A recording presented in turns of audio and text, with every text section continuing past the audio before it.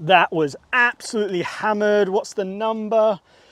285 yards a carry, 320 yards a total. That's a gain of nearly 40 yards. Well, I promise you, today is not going to be a letdown. After today's video, you are going to be hitting the golf ball further, and I can back it up with data and proof. So it's going to be an absolutely awesome video. Now, before we jump into it, please give the video a like and the channel a subscribe. It massively helps me out and allows me to produce more content for you.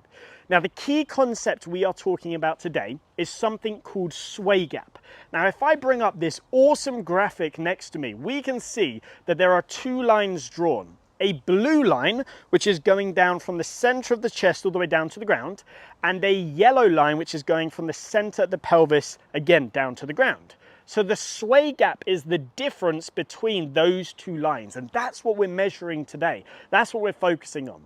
Now, let me hit a goal shot for you first, and then we're going to break down what I see so many amateurs get wrong and how it's going to make you super inefficient. So let me hit a shot for you right now. So as I play that back on the screen, you can actually see that that turned out to be a pretty straightish shot, and I did hit it out of the toe, so it felt like it wanted to cut, but it ended up going quite straight. Now you can also see the TrackMan data right here, and TrackMan is a radar system. It picks everything up, so it's super, super high tech, used by the best players in the world, so it's super accurate as well. So as you can see, it's not too bad of a drive, but we could definitely make it a lot better. So if I now chuck up the Sportsbox data and we take a look at this swing, what do you notice about the blue line relative to the yellow line? So the chest relative to the pelvis. Well, in this situation here, we can see the chest was ahead of the pelvis at address. Now from here, as I then swung to the top, you can see that chest stayed ahead of the pelvis slightly, very, very slightly. And then as I started down in transition, it was ahead, and then it started to tilt away. So what we are essentially seeing here is a movement so many amateurs do, and this movement is very, very inefficient. Now, if I actually just do a little bit of a comparison side by side, so we got the amateur here, we got the tour pro over here, which is going to be Tiger Woods in this example, you can see how there's a very different relationship between the blue and the yellow lines right here. In the amateur, the blue line, or my amateur example, the blue line was ahead of the yellow at address. In Tiger Woods, the blue line is behind the yellow at address. So let's first of all break that down. What is that showing right there? Essentially, it's showing that at address, Tiger is in a much better position to where his spine is tilted away from the target and his pelvis is closer to the target like this. So here's what I want you to do to fix it. First and foremost, I want you to grab your driver. I want you to hold it right in the center of your chest and right in the center of your pelvis right there. So basically where those two lines are drawn down from in the Sportsbox data. Then from there, you can see this creates a tail between my legs. I want you to push your hips forwards and drop your trail shoulder back so that tail points just forwards the middle. Now from here, if you look down, you can see my pelvis is slightly closer to the target than my chest.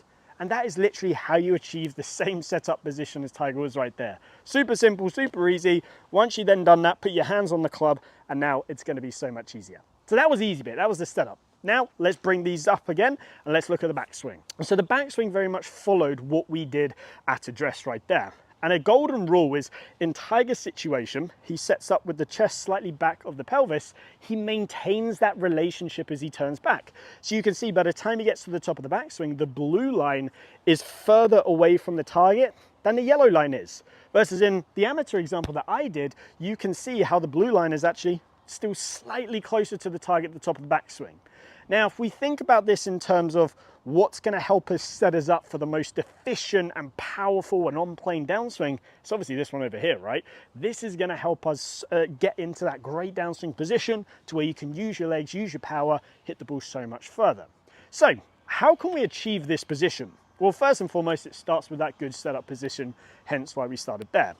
Then from there, we've got to learn what it feels like to turn whilst keeping the hips relatively centered. So in the middle of our feet is what I mean by centered, and then getting the left shoulder behind the golf ball. Here is a phenomenal drill to help you with that. So what I want you to do is grab 2 alignment sticks. Now from there, place these alignment sticks right down between your feet. You're going to place the first one right here, just on the inside part of your trail foot, and you're going to place this second one pretty much right in the middle of your stance right there. Now, from there, grab your golf club, have the butt end of the grip point down towards the target. Let me just miss my mic and get into your golf posture. hips slightly closer to the target than the center of the chest. Now from here, I want you to turn and feel like you keep your hips or your belt buckle somewhat over this alignment stick in the middle of my feet as you turn your left shoulder or the golf club on your shoulders over the one by your trail foot.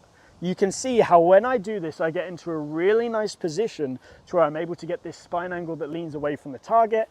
And this is where we would see on the sportsbox data that blue line be further away from the target than the yellow line. So do this a couple times, really go nice and slow to start with. Make sure you get some good spine, shoulder tilt in there and get yourself moving correctly. Then once you've done that a couple times, then grip the club and do some swings rehearsing this motion right here. Feeling that left shoulder get behind the ball. And it actually feels like, to me, my tailbone, which is right at the bottom of my spine, is going towards the target. That's sort of the feeling I'm having here. Tailbone towards the target, left shoulder behind the ball. Let's give this a hit, again with the TrackMan data and everything, and let's see if this produces some better numbers.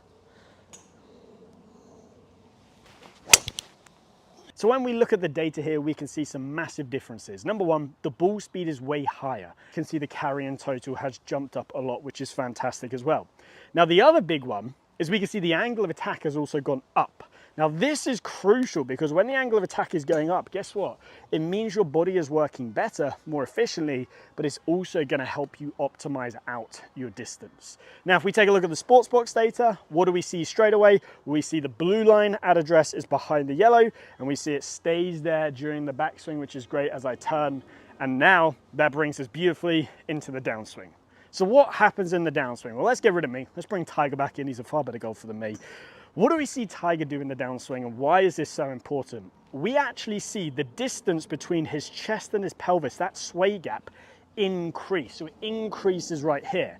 Now straight away, so many golfers are like, wait. He's shifting his pelvis towards the target, but he's keeping his chest back.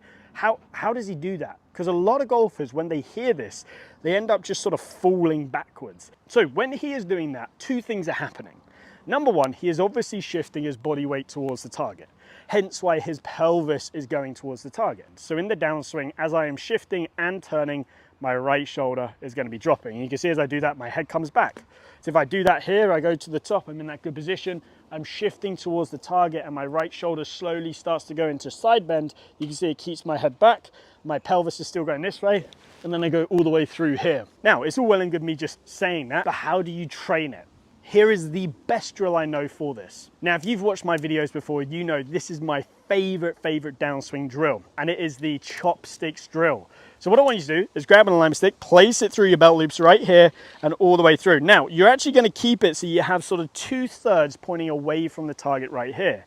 Grab your second alignment stick and hold this end right here, right on your left shoulder joint. So again, all of it is away from the target. Now this is beautiful because as we swing back, number one, we can see how our body is tilting, which is great. But from here, as we start down, I want you to feel like you can shift towards the target. But as you start to come into impact, I want you with the alignment stick on your shoulder to hit the back of the one through the belt loops. Because you can see here, if I do that, I'm able to create this sway gap. If I do what I was doing in the bad one, which is I come down like this and through, you can see I never hit it. So it's here to the top, shifting, and then boom. And as long as I'm hitting the back of the alignment stick, I know that I'm working this movement correctly. So once you've then done that, get rid of the alignment sticks, grab your driver, and then do some rehearsal swings trying to recreate that feeling. So to the top, chest is further away from the pelvis. I'm shifting my pelvis towards the target, feeling that right shoulder drop, and then all the way through. And you can really see as I'm coming through, it's as if I have that intent of hitting up. I'm not just spinning on my back foot, my energy is going towards the target, it's just my right shoulder's dropping as I do that, which gets me in a good position. So I know you want to see me hit one more drive, so what I've done is I brought the iPad down here, which is connected to the TrackMan, so I could tell you the data straight away after the shot. Let's put this all together one last time. Let's really try and hit up on the ball, get as much distance out of this as possible. Hopefully, again, try and get a little bit more distance than last time. So maybe 310, 315 will be great. If we can get anything higher, that'll be huge. So here's, hopefully, what it should look like.